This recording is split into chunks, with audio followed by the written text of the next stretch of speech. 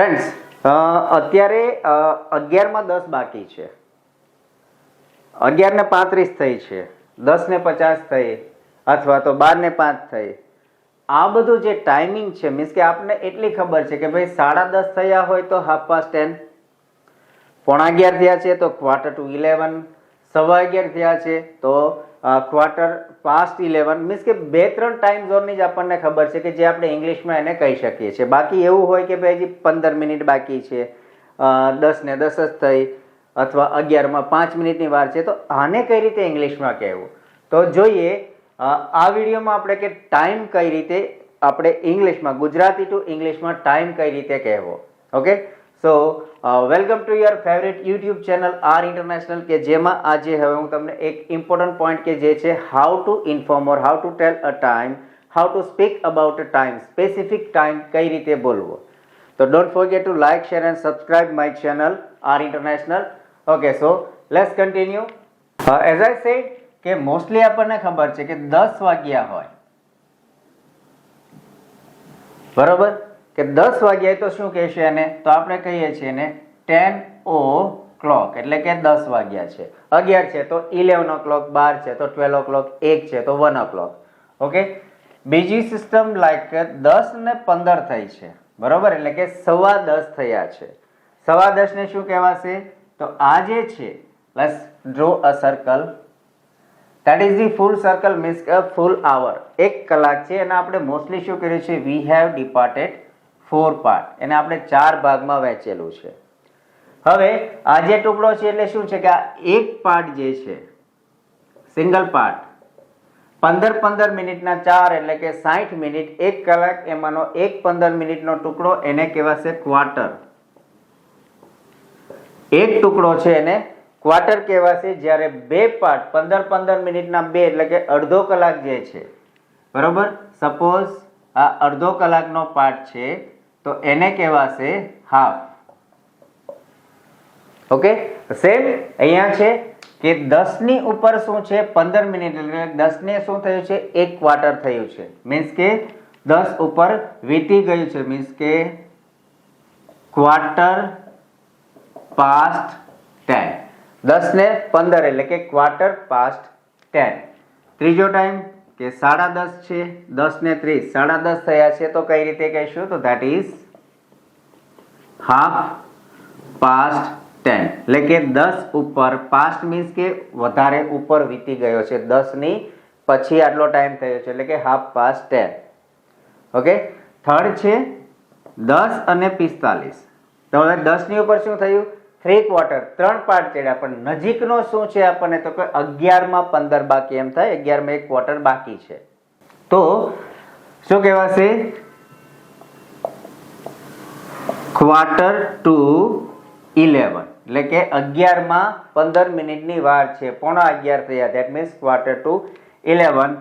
And again 11 હોય તો 11 o'clock. Okay, that's so simple. આ રીતે જે છે આપણે ટાઈમ આને ઇન્ડિકેટ કરી શકીએ છીએ કે જો એક્ઝેક્ટ 10 છે, 1 મિનિટ ઉપર કે નીચે કંઈ જ નથી, તો ધેટ ઇઝ 10 o'clock. 10 ની ઉપર જો 15 મિનિટ થયેલી છે, વીતી ગઈ છે, 10 ની ઉપર 10 મિનિટ વીતી ગઈ છે, તો ધેટ ઇઝ ક્વાર્ટર પાસ્ટ 10. સમજો કે 7 ની ઉપર 15 હોય તો ક્વાર્ટર પાસ્ટ 7. પછી એક્ઝેક્ટ 10 ને 30 છે, 10:30 થયા છે, તો ધેટ ઇઝ હાફ પાસ્ટ 10. 11:30 હોય તો હાફ પાસ્ટ 11, 12:30 હોય તો હાફ પાસ્ટ 12, અને 10 ને 45 એટલે કે 11:15 થયા છે, તો ક્વાર્ટર ટુ, એટલે કે 11 માં હજી ક્વાર્ટર ટુ, મીન્સ કે હજુ 15 મિનિટની વાર છે. અહીંયા ક્વાર્ટર પાસ્ટ કર્યું એટલે કે 15 મિનિટ વીતી ગઈ છે, અને ક્વાર્ટર ટુ એટલે કે હજુ 15 મિનિટની વાર છે. સો 10:45 મીન્સ કે quarter to 11, and 11 o'clock again 11 છે એટલે 11 o'clock. આ હતા ફિક્સ. આપણે જોયા કે 15 મિનિટના જે આપણે 4 ટુકડા કર્યા ક્વાર્ટર, એ ટાઈમ કંઈક આ રીતે ઇન્ડિકેટ કે ઇન્ફોર્મ થશે. ઓકે, નેક્સ્ટ પાર્ટમાં એ જોઈએ કે જે મેં તમને કીધું કે 10 ની ઉપર 5 મિનિટ થઈ છે, 10 ને 10 થઈ છે, 10 ને 20 થઈ, કે 10 ને 35 થઈ, 10:45 કે 10:42 ઓર વોટ એવર, આ જે ટાઈમ છે એ ટાઈમ કઈ રીતે બતાવો. ઓકે, સો નેક્સ્ટ પાર્ટમાં જોઈએ આ ટાઈમ કઈ રીતે શો કરવો. Okay, we have a different time over here. જેમ કે 10 ને 5 મિનિટ થઈ છે, 10 ને 10, 10 ને 20, 10 25, 10 35, 10 50 અને 10 55. મીન્સ કે હવે આ ટાઈમને કઈ રીતે કહેવાય? આપણે ફિક્સ ટાઈમ જોયો કે 10 ને 15 છે તો ક્વાર્ટર પાસ્ટ 10, 10 ને 30 છે તો હાફ પાસ્ટ 10, 10 45 છે તો ક્વાર્ટર ટુ 11. એ જોયો. હવે આજે રફલી અબાઉટ મિનિટ્સ આવે છે, જે 3 કે 4 આપણે ક્વાર્ટર લીધા એના સિવાયનું જે આવે છે તો એ કઈ રીતે કહેશો? સમજો કે અહીં 10 ને 5 થઈ છે. ઓકે, આટલું યાદ રાખવાનું છે કે જ્યારે આપણે પાસ્ટ વર્ડ યુઝ કરીએ મીન્સ કે એ વીતી ગયેલો સમય, મીન્સ કે જ્યારે કોઈ સમયની ઉપર અમુક મિનિટ થઈ છે તો ત્યાં વર્ડ યુઝ કરીશું પાસ્ટ અને પછી એ મિનિટ. ઓકે, અને જ્યારે અમુક મિનિટો બાકી, જેમ કે આ સમય છે 10 ને 55, બે રીતે બોલાશે, 10 ને 55 અથવા તો 11 માં 5 બાકી. ઓકે, તો જ્યારે બાકીના અર્થમાં હશે તો ત્યાં આપણે યુઝ કરીશું ટુ, એટલે કે બાકી રહેલો સમય. આ બે વર્ડ ખાસ યાદ રાખો, એક ટુ અને એક છે પાસ્ટ. બાકી આ બધું સિમ્પલ, એકદમ ઇઝી છે.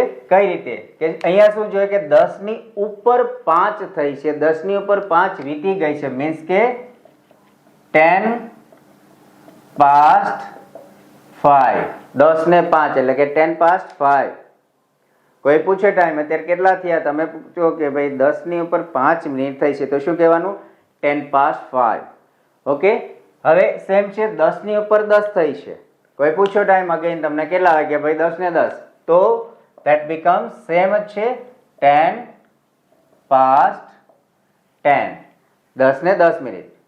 ત્રીજું છે 10 ને 20 થઈ છે તો સેમ 10 past 20.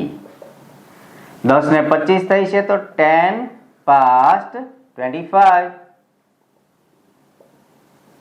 સેમ 10 ને 35 છે તો 10 past 35.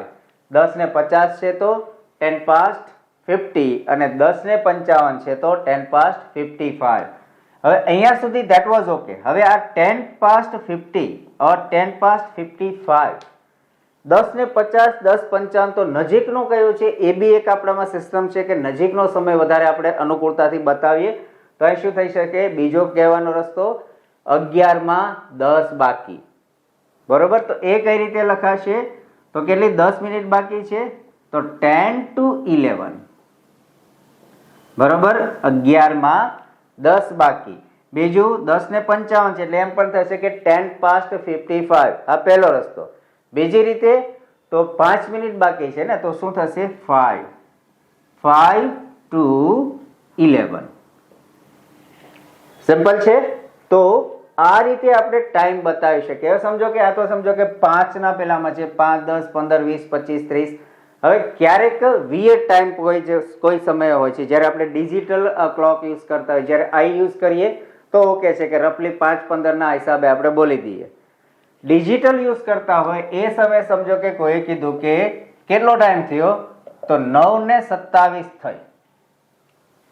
સિમ્પલ છે. 27 કેટલી? 9 ની ઉપર કેટલી મિનિટ થઈ છે? 27. તો 27 past 9. સિમ્પલ. આ જ ફોર્મ્યુલા બધે ચાલશે.